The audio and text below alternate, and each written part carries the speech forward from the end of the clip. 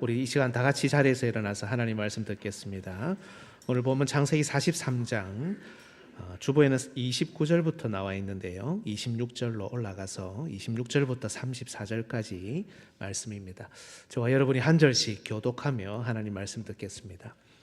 요셉이 집으로 오매 그들이 집으로 들어가서 예물을 그에게 드리고 땅에 엎드려 절하니, 요셉이 그들의 안부를 물으며 이르되 너희 아버지 너희가 말하던 그 노인이 안녕하시냐 아직도 생존해 계시느냐. 그들이 대답하되 주의 종 우리 아버지가 평안하고 지금까지 생존하였나이다 하고 머리 숙여 절하더라.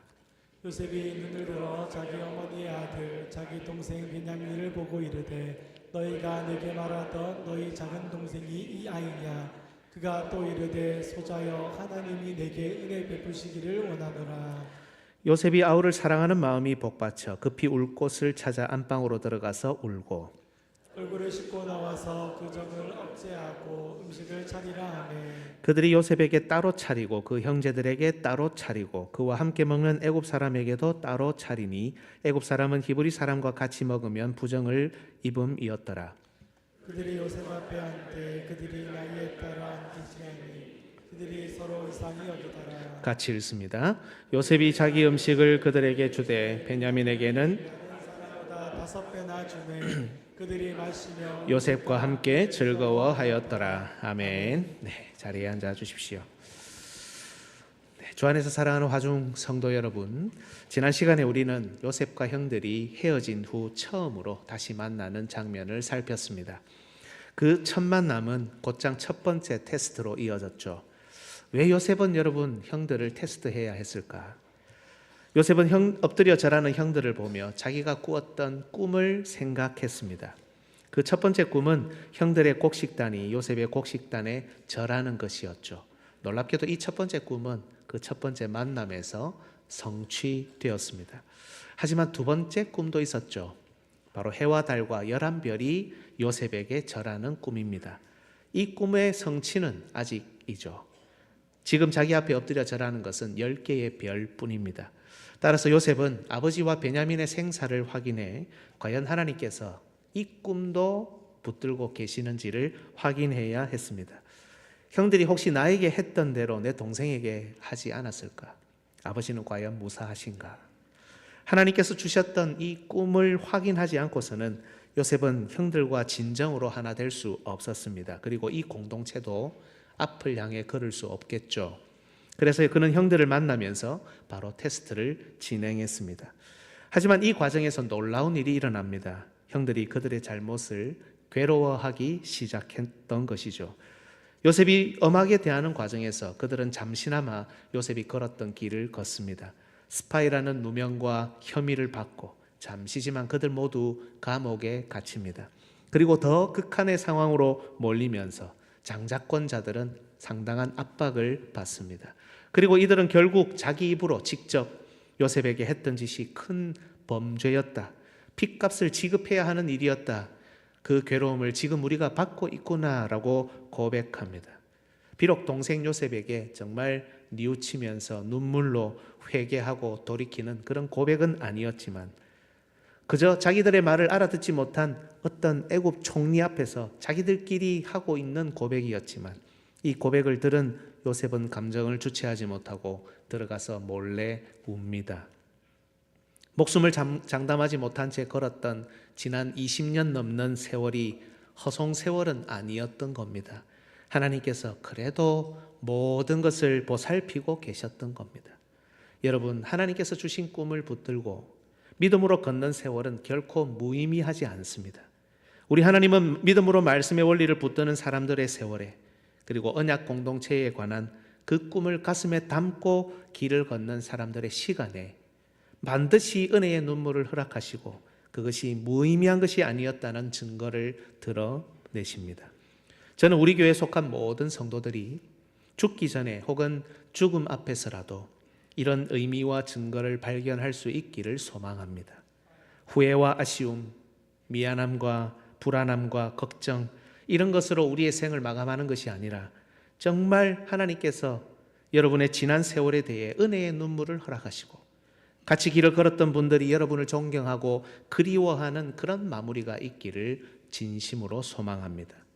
오늘 요셉의 두 번째 테스트와 울음을 이제 살펴볼 차례입니다. 여러분 혹시 보이시는지요? 우리가 본문을 쭉 읽었는데요. 감사하게도 본문은 설 연휴를 시작하는 오늘 우리에게도 딱 맞는 본문이기도 합니다. 오늘 본문 끝부분을 보십시오. 어떤 내용이 있습니까? 20년 넘는 세월을 지나 형제들이 다 함께 모여 먹고 마시며 즐거워하는 식사가 있죠. 설교 계획을 제가 이렇게 짠 것도 아니고 우리는 그저 지금 본문의 흐름을 따라서 창세기 37장부터 차례대로 살피고 있을 뿐인데 오늘 설 연휴라는 상황에 놓인 우리에게 꼭 맞는 본문이 또 주어진 겁니다. 여러분, 눈을 들어서 이런 장면들을 한번 잘 보십시오. 하나님께서 우리 교회를 이런 부분에서도 돌보고 계신다. 부족하지만 설교자인 저를 하나님이 지금 인도하시며 이렇게 설교를 이끌어가고 계신다는 것 여러분 보이시는지요? 이게 보이신다면 혹시라도 이 하나님의 인도하심으로부터 멀리 떨어져 계시면서 버티고 계시지 말고 이 하나님의 인도하심에 순종하고 영접하며 이 인도하심 속으로 깊이 들어올 수 있는 여러분 되시기를 축복합니다. 오늘 설교의 주제를 먼저 살펴보겠습니다. 우리 같이 한번 읽습니다. 시작. 우리의 구속자는 인생을 걸고 모여든 형제들에게 즐거운 식탁을 베푸신다. 오늘 설교를 통해 우리의 구속자가 우리를 위해 준비하신 이 영적인 식탁을 보며 즐거워하고 동시에 이번 명절에 가족과 함께 할 때 생각할 수 있는 내용도 볼 수 있기를 예수님의 이름으로 축복합니다. 여러분 본문의 흐름을 따라 이 큰 내용들, 긴 내용들을 또 따라가야 하기 때문에 여러분 꼭 성경을 미리 읽어 오시면 좋고요. 다음 시간에는 44장, 45장을 보니까 여러분 미리 다 읽어 오시면 좋겠고 설교도 본문의 흐름을 따라서 이렇게 진행하도록 하겠습니다. 여러분 지난주 본문 마지막 절을 보면 요셉이 한 가지 이상한 행동을 했다는 것을 알 수 있습니다. 창세기 42장 25절을 보십시오. 명하여 곡물을 그 그릇에 채우게 하고 각 사람의 돈은 그의 자루에 도로 넣게 하고. 여러분 요셉이 이렇게 한 이유가 무엇일까요? 여기에는 두 가지 이유가 있습니다. 첫 번째는 그의 가정, 그 언약 공동체를 향한 요셉의 애정과 사랑을 표현한 겁니다. 여러분 전체 요셉의 이야기의 이 핵심이 제가 뭐라고 했습니까? 그리고 이 형들이 만나는 장면의 클라이막스, 그게 핵심이 무엇이었습니까? 요셉이 그의 가정, 그 언약 공동체의 보전을 위해 세워졌고 애굽으로 하나님이 그를 먼저 보내셨다는 이 섭리에 대한 부분입니다. 하나님이 그를 형들이 판 게 아니고 하나님이 그를 보내셨다. 그러니 여러분 요셉이 가족을 보호하고 공동체를 보존하라고 보냄을 받은 요셉이 형들에게 돈을 받고 공식을 팔 수 없겠죠. 그죠? 그리고 두 번째는 계속되어야 하는 이 테스트 때문입니다. 앞서 말씀드렸듯이 요셉은 아버지와 베냐민의 생사를 확인해야 합니다. 그래야 그 꿈을 붙들고 계신 하나님의 손길을 확인할 수 있고 이 공동체는 앞을 향해 걸을 수 있기 때문이죠. 그래서 이 넣어둔 돈은 분명히 형들을 제대로 압박할 겁니다. 그래서 요셉은 다시 돈을 넣어서 보낸 겁니다. 내용을 따라가면 알겠지만 아니나 다를까 형들은 이걸 발견하고 엄청나게 겁을 먹습니다. 나중에 집으로 돌아가 아버지에게 이 사실을 말하자, 그리고 그들 모두가 그 돈 뭉치를 다시 확인하자 두려워합니다. 뭔가 잘못되었습니다. 이미 곡식값으로 지불한 돈이 다시 그대로 자루 안에 넣어서 자기들도 모른 채 집에까지 왔으니까 말입니다. 안 그래도 이 막강한 권력을 가진 애굽 총리를 처음 봤을 때 생트집을 잡더니 뭔가 그들에게 계속 이런 누명, 이런 좋지 않은 일들이 계속 뒤집어 씌워지는 것 같습니다. 그들의 모든 것을 빼앗을 것 같은 그런 두려움이 엄습해 온 겁니다.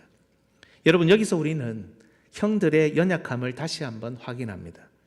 우리가 본문을 계속 읽어나가면서 느끼고 있지만 하나님 섭리의 손길이 이런 상황에도 여러분 있습니까 없습니까? 계속 하나님 섭리의 손길이 이어지고 있죠. 그죠?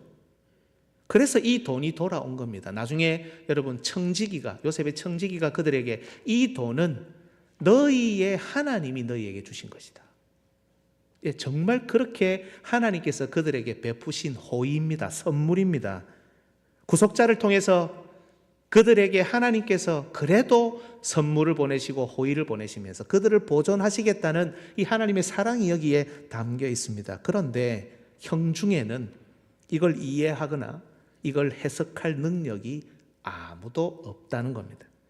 하나님께서 주신 꿈을 버린 자들, 꿈꾸는 자를 버린 자들의 처참한 영적 현실을 본문은 우리에게 그대로 보여줍니다. 목회를 해보니 여러분, 짧지만 생각보다 이런 분들이 꽤 있다는 사실을 알게 되었습니다. 애정이 있음을 드러내고 표현하고 보여줬는데 잘 알아요? 몰라요? 몰라요. 하나님께서 베푸시는 사랑을 우리가 받았는데 그 사랑을 잘 알아요? 몰라요? 몰라요. 하나님 인도하심을 따라 영적인 호의를 베풀었는데 오히려 그걸 걱정하고 염려하고 두려워합니다. 다음을 어떻게 해야 할지 잘 모릅니다. 그러니 자꾸 엉뚱한 생각을 하고 엉뚱한 행동도 합니다. 여러분, 꿈을 해석할 수 없으니 똑같은 현상을 보며 사실은 즐거워하고 기뻐하고 감사하고 할렐루야 해야 되는데 그 현상을 보면서 걱정하고 두려워합니다. 지금 형들이 그렇습니다. 구속자를 통해 주시는 호의를 받으면서도 이것이 자기들을 해치는 음모이지 않을까 생각하며 두려워했던 겁니다. 아무튼 여러분, 이 이야기를 들은 야곱은 베냐민까지 이를까 봐 걱정합니다. 지난 시간에도 살폈죠. 요셉이 죽은 후에 아버지가 기대를 거는 것은 베냐민뿐입니다. 야곱의 영적 상태는 정말 처참합니다. 하나님께서 세우신 요셉이 죽었잖아요. 야곱은 그렇게 알고 있잖아요. 그런데 아직 베냐민을 세우라는 신호가 없습니다. 어찌할 바를 모릅니다. 이 공동체, 내가 죽고 나면 이 공동체 어떻게 해야 되느냐, 우리 가정 어떻게 해야 하느냐, 그저 베냐민을 붙들고 있을 수밖에 없습니다. 그래서 베냐민은 데려가지 못한다고 주장합니다. 42장 38절을 보십시오. 야곱이 이르되 내 아들은 너희와 함께 내려가지 못하리니 그의 형은 죽고 그만 남았습니다. 만일 너희가 가는 길에서 재난이 그에게 미치면 너희가 내 흰머리를 슬퍼하며 스올로 내려가게 함이 되리라. 하지만 여러분, 기근이 점점 더 심해지죠. 7년 동안 이어질 기근이니 해가 거듭되면 거듭될수록 더 심해지지 않겠습니까? 기근이 시작된 첫 해에도 가지고 있던 양식이 다 떨어져 애굽으로 가서 양식을 사야 했는데 기근 둘째 해가 되니 그들이 할 수 있는 것은 더 없어졌겠죠. 그래서 야곱은 아들들에게 양식을 사오는 것이 어떻겠냐고 묻습니다. 창세기 43장 1절 2절 보십시오. 그 땅에 기근이 심하고 그들이 애굽에서 가져온 곡식을 다 먹음에 그 아버지가 그들에게 이르되 다시 가서 우리를 위하여 양식을 조금 사오라. 그런데 여러분, 이들은 진퇴양난의 상황에 빠졌습니다. 저쪽 애굽에는 막강한 권력자인 총리가 서슬퍼른 모습으로 베냐민을 데려와야 한다고 엄포를 놓고 있죠. 그래야 시몬도 살리고 그들도 죽지 않고 양식도 받을 수 있습니다. 게다가 그들이 다시 받아온 돈, 이 문제도 해결해야 합니다. 어떤 일이 벌어질지 모르는 상황입니다. 그런데 이쪽에는 베냐민을 데려가지 못한다는 완강한 아버지가 있습니다. 형들이 여러분, 할 수 있는 게 아무것도 없습니다. 다시 한번 강조하지만 꿈꾸는 자를 버리고 꿈을 품지 못한 그들이 할 수 있는 것은 정말 아무것도 없습니다. 그러니 아버지가 말을 꺼내기까지 그저 아무 말 아무 행동하지 못하고 있을 뿐이었습니다. 그런데 이때 감사하게도 유다가 나섭니다. 몇 차례 아버지와 말을 주고받던 유다가 결정적인 설득을 해냅니다. 그게 43장 8절로 9절입니다. 유다가 그의 아버지 이스라엘에게 이르되 저 아이를 나와 함께 보내시면 우리가 곧 가리니 그러면 우리와 아버지와 우리 어린 아이들이 다 살고 죽지 아니하리이다. 정말 기근은 심각했습니다, 여러분. 그 다음 구절, 내가 그를 위하여 담보가 되오리니 아버지께서 내 손에서 그를 찾으소서. 내가 만일 그를 아버지께 데려다가 아버지 앞에 두지 아니하면 내가 영원히 죄를 지리이다. 여러분, 앞부분을 보면 루벤도 비슷한 말을 했었습니다. 창세기 42장 37절 우리 같이 한번 읽을까요? 시작.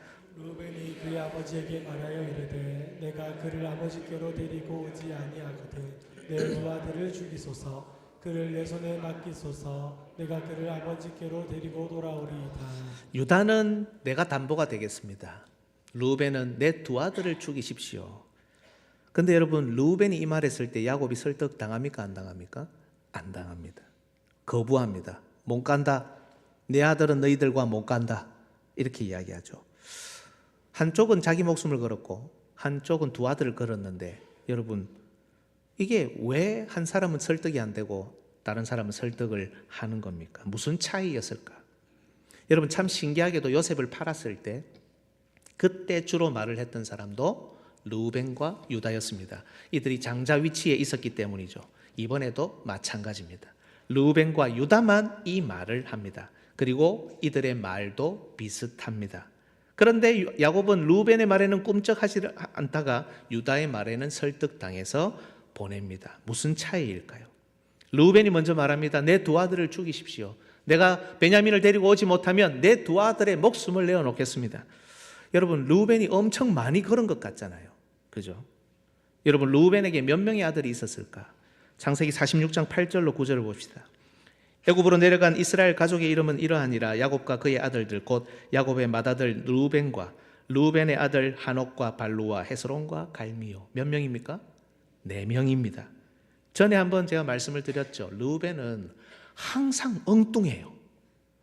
르우벤은 잊지 말아야 할 곳에 가가 있습니다. 아버지의 침상에 지가 가면 안 되는데 거기 올라가 있습니다. 있어야 할 곳에는 없습니다. 요셉을 팔 때 르우벤이 말렸죠. 그죠? 르우벤이 죽이지 말자고 했죠. 그때 그 자리에 르우벤이 있었어야 말릴 수 있습니다. 그런데 그 자리에 있어요, 없어요? 없습니다. 르우벤은 항상 이렇게 언약에 대한 이해가 부족했고 자기 역할과 기능, 사명에 대한 이해도 떨어졌습니다. 그러니 항상 엉뚱합니다. 이번에도 마찬가지입니다. 자기 딴에는 많이 걸었어요. 자기 동생 베냐민 그리고 자기 아들 4명 중에 2명의 목숨값을 같이 계산한 겁니다. 같다고 생각합니다. 아니, 한 사람 더 걸었으니, 내 아들들을 걸었으니 내가 더 많이 걸었지 않았느냐라는 겁니다. 한 사람과 2사람의 목숨이니 인간적으로는, 숫자적으로는 그럴 수 있습니다. 그런데 여러분, 베냐민은 그냥 아들이 아니잖아요. 요셉이 죽은 상황에 요셉을 대신해서 유일하게 이 공동체의 치리자가 되어야 하는 사람입니다. 베냐민의 가치는 그 자신에게 있는 것이 아니라 그가 앞으로 감당할 역할과 기능, 그 사명에 있었던 겁니다. 그런데 맏아들 르우벤은 이걸 여전히 이해하지 못하고 있습니다. 숫자로 1명 더 붙이면 아버지를 충분히 설득할 수 있다. 내가 장자 역할을 다하는구나. 감각적으로 그냥 그렇게 생각한 겁니다. 언약에 대한 이해가 떨어지니까, 하나님 약속에 대한, 하나님 구원 역사의 흐름에 대한 이해가 떨어지니까 엉뚱한 행동, 엉뚱한 말을 하는 겁니다. 내가 비록 장자에서 미끄러졌지만 그래도 이 공동체가 어려운 상황에 내가 맏아들로서의 자존심은 이 정도면 지킬 수 있지 않느냐, 이렇게 감각적으로 생각했을지 모릅니다. 그러니 야곱을 설득하지 못하죠. 이렇게 항상 엉뚱했던 르우벤은 끝까지 장자의 사명을 조금도 수행하지 못합니다. 그런데 여러분, 유다는 다릅니다. 유다는 지금 자기 목숨을 걸은 겁니다. 사실 자기 목숨만이 아니죠. 앞으로 유다를 통해 세워질 한 지파 전체가 사실은 이 일에 목숨을 걸고 달려든 것과 마찬가지입니다. 베냐민을 살리고 시므온을 구출하고 가서 양식을 구해서 언약의 땅으로 돌아오는 이 일은 앞으로 이스라엘의 한 축을 담당할 자가 자기 목숨을 담보로 잡아야 할 가장 무거운 일이라는 것을 유다는 알았던 겁니다. 누군가 희생하지 않으면, 아니 희생하는 척만 해서는 안 된다는 것을 알았던 겁니다. 그렇다면 여러분, 유다도 그들 중에 한 명이잖아요. 이 죄악 덩어리 완악한 자들 중에 한 명인데 유다는 어떻게 이런 용기, 이런 정신을 가지게 되었습니까? 이전에 여러분, 형제들이 요셉을 팔 때 유다는 충분히 설득할 능력이 있었음에도 희생하지 않았고 설득하지 않았죠. 유다가 말할 때 형제들이 청종했습니다. 르우벤에게는 없던 말이었습니다. 유다는 충분히 설득할 능력이 있었음에도 그렇게 하지 않았습니다. 그는 나름대로 설득력 있는 방안을 제시하며 우쭐했지만 영적 공동체, 이 언약 공동체의 건강성을 위해서는 사실은 아무것도 하지 않았던 것이죠. 그 이유가 어떻게 됩니까? 창세기 38장을 보면 제가 여러 차례 말씀드렸듯이 유다는 가나안 문화에 깊이 물듭니다. 엄청나게 타락합니다. 첫째 아들이 죽고 둘째 아들이 죽습니다. 집안이 무너졌습니다. 앞날을 장담할 수 없는 상태에 이르는 겁니다. 하지만 예전 성탄절 때 제가 나눴던 대로 며느리 의로운 담화를 통해 이 가정은 멸망당하지 않고 앞을 향해 걸어 나갈 수 있게 되었습니다. 유다는 완악했지만 하나님께서는 의로운 담화를 통해 유다와 그 가정을 다음을 위해 회복시키셨고 유다는 그의 완악함을 그 앞에서 회개할 수 있었던 겁니다. 그리고 이제 유다는 자기를 희생하려고 합니다. 며느리 다말이 자기 목숨을 걸어 그의 가정을 살렸던 것처럼 이제는 자신이 목숨을 걸어야 할 때라는 것을 알고 베냐민을 살리고 그 가정을 살리려고 합니다. 여러분, 하나님 나라의 지도자, 교회의 리더는 가장 어려울 때 등장합니다. 평소에 말은 번드러지게 하면서 정작 어려운 일이 생겼을 때 뒤로 빠져버리는 사람은 지도자, 리더, 직분자가 될 자격이 없습니다. 군중을 내세우고 온화한 미소나 혹은 정의감 같은 열정을 내세우지만 결국 그 사람이 리더냐 아니냐는 하나님 나라와 교회가 어려울 때 그 사람이 어떻게 행동하느냐에 결정됩니다. 루벤같이 키보드 워리어, 입 워리어는 적어도 하나님 나라와 교회의 지도자로서는 적합하지 않습니다. 또한 여러분, 우리가 유다에게서 보듯이 진정한 회복을 경험해 본 사람이 하나님의 살려주시는 은혜를 정말 진지하게 체험해 본 사람이 다른 사람을 살리기 위해 희생하고 헌신하며 심지어 목숨도 걸 수 있습니다. 구덩이에 빠졌었지만 신실하신 하나님의 은혜로 건짐을 받은 자만이 다른 사람을 구덩이에서 건져낼 수 있습니다. 죄를 고백해 용서를 받아본 자만이 다른 사람의 고백을 듣고 용서할 수 있고요, 은혜를 받은 자만이 다른 사람에게 은혜를 베풀 수 있습니다. 유다의 자신의 목숨을 건 이런 진정성 있는 말을 들은 야곱도 마음을 바꿉니다. 유다는 베냐민을 살리겠다고 했지만 그의 목숨 건 이런 자세는 비록 완전하지는 않았다 할지라도 죽어있던 야곱의 영적 감각을 일깨웁니다. 그것이 13절 14절입니다. 내 아우도 데리고 떠나 다시 그 사람에게로 가라. 전능하신 하나님께서 그 사람 앞에서 너희에게 은혜를 베푸사 그 사람으로 너희 다른 형제와 베냐민을 돌려보내게 하시기를 원하노라. 내가 자식을 잃게 되면 잃으리로다. 다시는 안 된다. 베냐민은 절대 갈 수 없다. 내 아들까지, 남아있는 하나의 아들까지 너희들이 죽이려 드느냐. 완강하게 거부했던 야곱이 완전히 바뀌었습니다. 여러분, 예전에 제가 창세기 설교들을 할 때 족장들이 고백했던 하나님의 이름을 뭐라고 했습니까? 전능하신 하나님. 이게 뭐든 다 하실 수 있다는 뜻이 아니라고 했죠. 하나님은 한 번 약속하시면 그 약속을 반드시 지키시며 심지어 어떤 상황, 어떤 환경, 심지어 죽음이라는 상황 속에서도 그 약속을, 그 죽음을 뚫고 일어나 지키실 수 있는 능력이 있다는 의미가 이 전능하신 하나님에 담겨 있는 의미라고 했습니다. 아브라함, 이삭, 야곱은 모두 이 하나님의 이름을 생전에 경험하고 고백하죠. 유다의 희생과 진정성 있는 설득은 야곱이 그간 잊고 있었던 이 전능하신 하나님에 관한 그의 고백을 다시 되살리고 그의 영적 세포를 일깨웁니다. 그리고 야곱은 여기서 그의 마지막 기대인 막내 아들을 보내며 하나님의 손에 맡깁니다. 막내 아들을 드디어 떠나 보냅니다. 이렇게 드디어 형들이 막내 베냐민을 데리고 애굽에 이르자 화면 꺼도 되겠습니다. 요셉은 베냐민이 온 것을 애굽에서 봅니다. 우리 16절 한번 같이 읽겠습니다. 시작.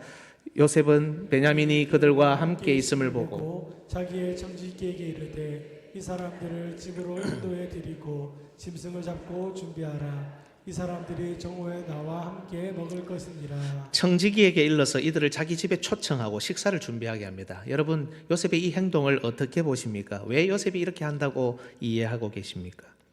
형들이 요셉의 말을 듣고 베냐민을 데리고 애굽으로 온 것은 사실 요셉에게 자기 가정, 그 언약 공동체의 현재 상태에 관한 많은 정보와 의미를 안겨줍니다. 지난 만남에서 요셉은 이미 그 공동체가 어떤 상태인지 짐작할 수 있었죠. 아버지 야곱, 한평생 하나님께서 주신 약속과 꿈을 붙들고 살았던 야곱 아닙니까? 야곱에게 요셉이 어떤 의미인지, 그 언약이 어떤 것인지, 하나님이 그를 세우셨다는 것이 어떤 것인지 정말 야곱은 잘 아는 사람이었잖아요. 그러니 요셉이 죽었다고 했을 때, 이렇게 긴 세월을 떠나 있었을 때 정말 처참한 세월을 보냈던 겁니다. 그걸 요셉은 충분히 짐작할 수 있죠.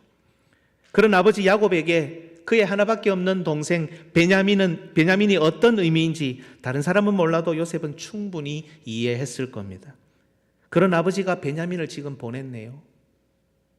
그랬던 아버지가, 그랬을 것 같은 아버지가, 당연히 그래 해야 되는 아버지가 지금 베냐민을 이 애굽 땅으로 보냈네요.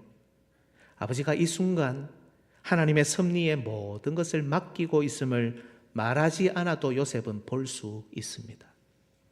야곱뿐 아니라 형들도 괴로운 세월을 보냈죠.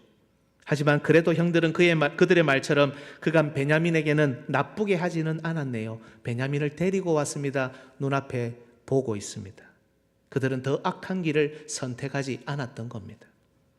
요셉은 그들을 극한의 상황으로 몰아넣었는데 그들은 아버지를 설득했고 베냐민을 안심시키며 그저 말로만 우리가 괴롭다, 우리가 핏값을 내야 된다, 우리가 아우에게 범죄했다라고 한 것이 아니라 하나님 섭리에 자기들을 맡기며 하나님의 처분을 기다리며 그 인생들을 걸고 왔다는 것을 요셉은 바로 베냐민을 데려왔다는 이 하나의 사실에서 알아차렸던 겁니다.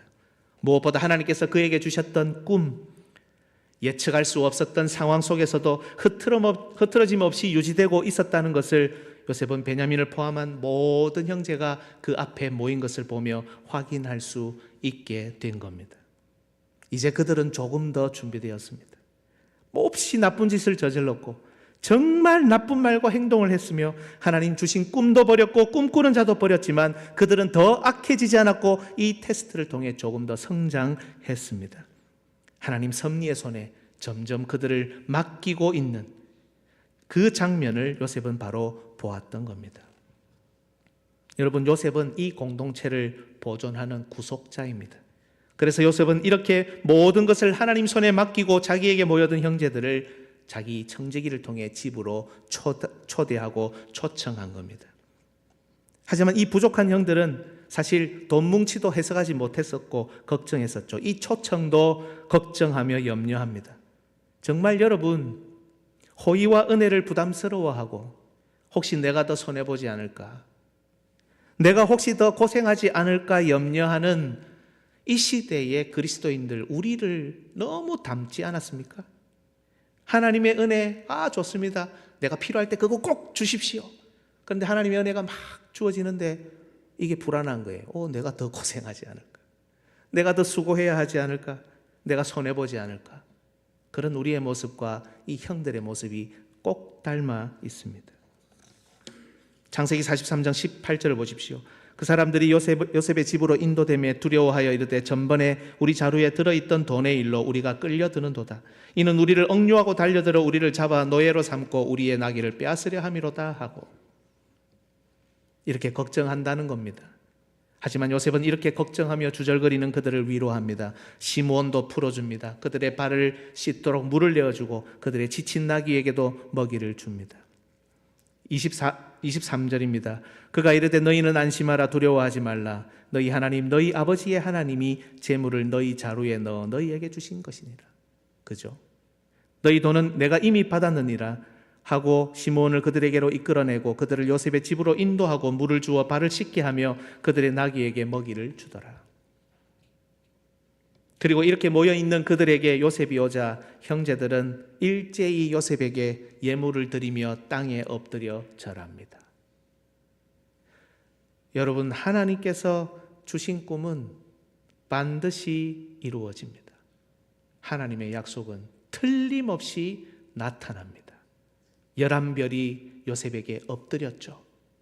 드디어 두 번째 꿈 일부가 성취되는 순간입니다. 그래서 요셉은 먼저 아버지의 안부를 묻고 그의 생존을 확인합니다. 얼마나 묻고 싶었겠습니까?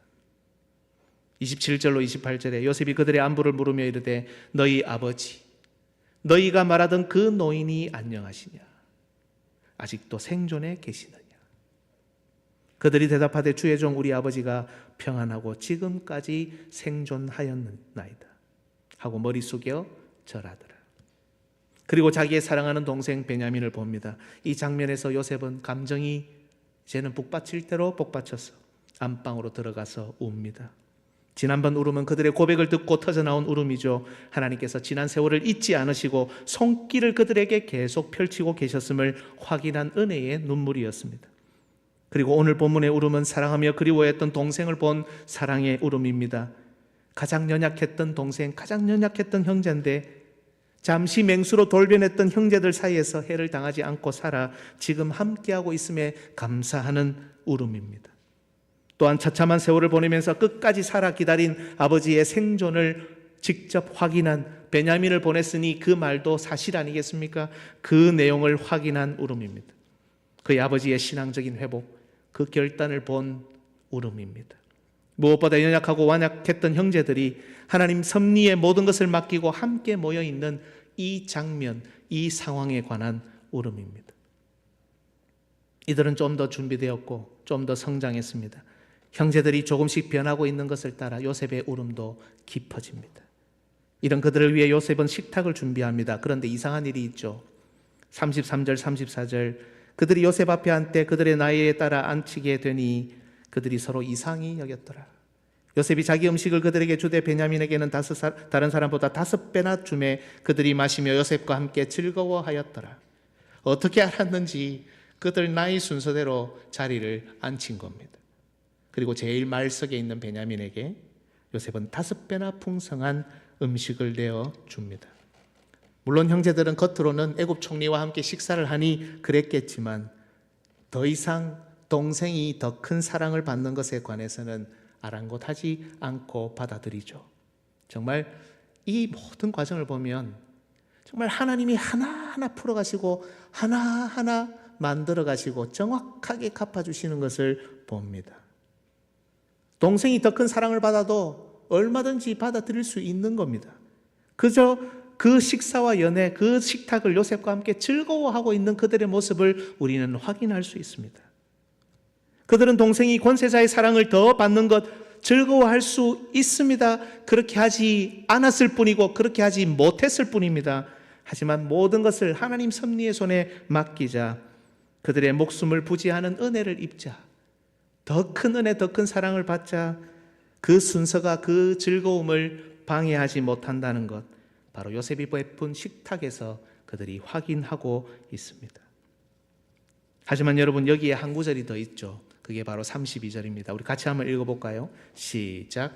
그들이 요셉에게 따로 차리고 그 형제들에게 따로 차리고 그와 함께 먹는 애굽 사람에게도 따로 차리니 애굽 사람은 히브리 사람과 같이 먹으면 부정을 입음이었더라. 따로 차리고 따로 차리고 따로 차리니 여러분 세 종류의 식탁이 차려졌습니다. 하나는 요셉의 식탁입니다. 다른 하나는 애굽 사람의 식탁입니다. 애굽 사람은 히브리 사람과 같이 먹을 수 없습니다. 요셉하고도 같이 먹을 수 없죠. 마지막은 형제들의 식탁입니다. 7이자 요셉이 베푼 식탁인데 아직 완전히 하나 된 식탁은 아닙니다. 완전히 하나 된 식탁은 마지막 테스트를 통과하고 나서야 주어질 겁니다. 그리고 애굽 사람과의 이 하나 되는 식탁도 먼 훗날 우리 주 예수 그리스도께서 오시고 성령님이 오셔야 일어나는 일입니다. 하지만 적어도 이 식탁에서 그들이 요셉에게 가졌던 미움과 시기, 그 분노와 악함이 사실은 얼마든지 제어될 수 있었다는 사실을 깨닫게 됩니다. 주 안에서 사랑하는 여러분, 오늘 우리가 본 것은 요셉의 형들을 향한 두 번째 테스트와 울음입니다. 형제들을 극한의 상황으로 몰아넣었던 요셉은 그들이 이 테스트를 통과하는 것을 보았습니다. 베냐민을 데려온 형들의 모습에서 요셉은 그들이 인생을 하나님 섭리의 손길에 맡기고 모여들었다는 것을 보았습니다. 죄를 고백했을 뿐 아니라 그 증거를 드러냅니다. 그들의 인생을 건 결단을 내렸다는 것을 보았습니다. 그리고 요셉은 하나님께서 주셨던 꿈이 여전히 하나님의 손 안에서 움직이고 있었고 그것을 보며 그들을 위해 식탁을 준비해 그들을 위로했던 겁니다. 여러분, 우리의 구속자이신 예수 그리스도께서는 오늘도 우리에게 영적인 식탁을 준비하여 제공하십니다. 여러분, 이 식탁에서 즐거워할 수 있는 자가 누구입니까? 하나님 섭리의 손에 모든 것을 맡긴 자들이, 그렇게 세상을 살아가는 자들이 이 자리에서 즐거워할 수 있습니다. 여러분 한번 보십시오. 이 자리가 즐거운 자리입니까? 정말 즐거운 자리일 수 있습니까? 인간적으로 보면 즐거울 수 없잖아요. 하나님의 말씀은 은혜도 되고 위로도 되고 격려도 주지만 하나님의 말씀은 언제나 우리를 치기도 하고 찌르기도 하고 우리의 가슴을 후벼 파지도 않습니까? 이게 어떻게 즐겁습니까? 그러나 이 자리가 즐거운 사람은 그 하나님의 섭리에 모든 것을 맡기고 살아가기 때문에 이 자리가 즐겁고 행복한 겁니다.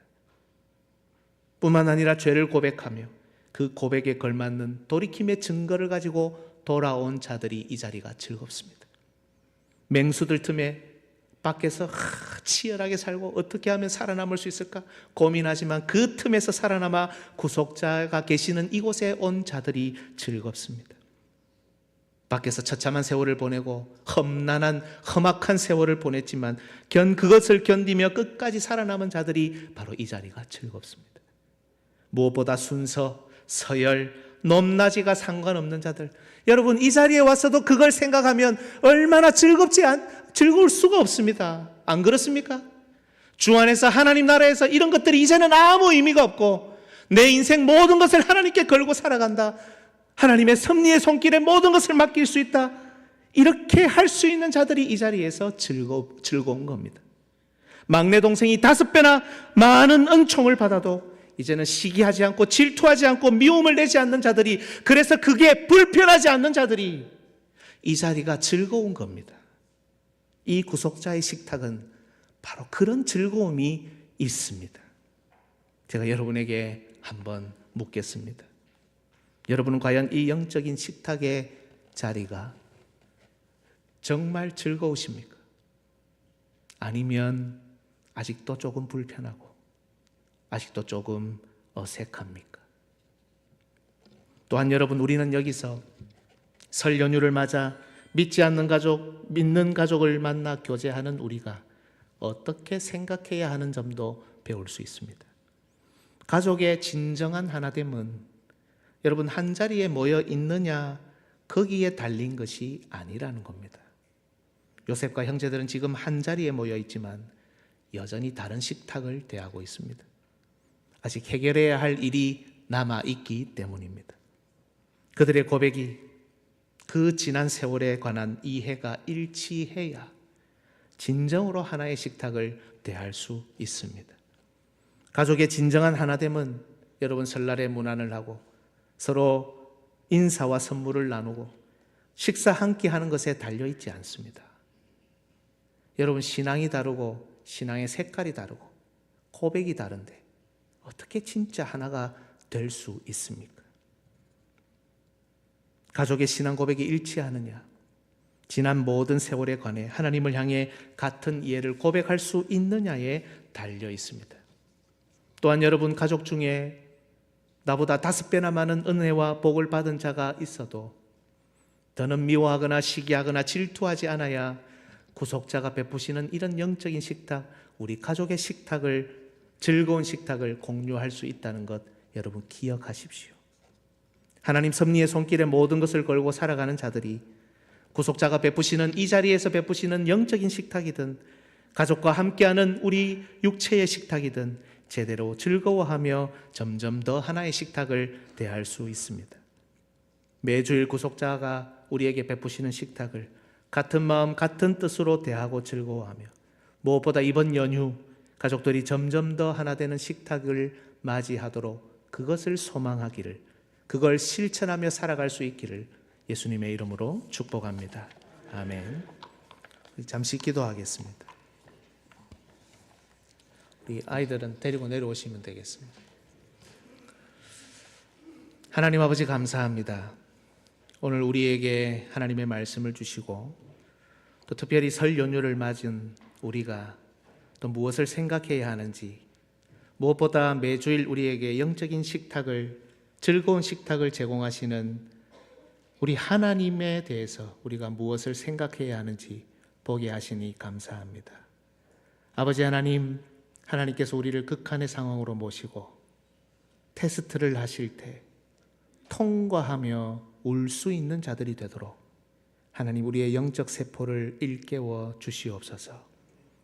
아버지 하나님, 하나님 섭리의 손길에 우리 자신을 맡기고 살아가며 죄의 고백뿐 아니라 그 진정한 돌이킴을 드러내고 맹수들 틈바구니 속에서 험악한 세월 속에서도 인내하며 버티고 살아 무엇보다 우리보다 연약한 형제가 5배 넘는 복을 받는 것을 보면서도 그것을 미워하지 않고 시기하지 않고 질투하지 않을 그런 넉넉한 믿음의 소유자가 되어 언제나 우리의 구속자께서 우리에게 베푸시는 식탁을 정말 즐거워하며 풍성하게 믿음으로 받아들이는 사랑하는 주의 백성들 될 수 있도록 하나님 은혜 더하여 주옵소서. 아버지 하나님, 이번 설 명절 우리 가족들과 함께 할 때 우리 그리스도인들이 본이 되게 하옵소서. 믿음으로 믿지 않는 자들을 대하도록 인도하시고 그들이 받은 복, 그들이 누리는 것들 미워하고 시기하고 질투하고 빈정거리는 것이 아니라 마음으로 받아들이고 축복하고 그들과 하나 되기 위해 더 노력하며 기도하며 주님께 매달리는 귀하고 복된 명절 연휴가 되도록 하나님 은혜 더하여 주옵소서.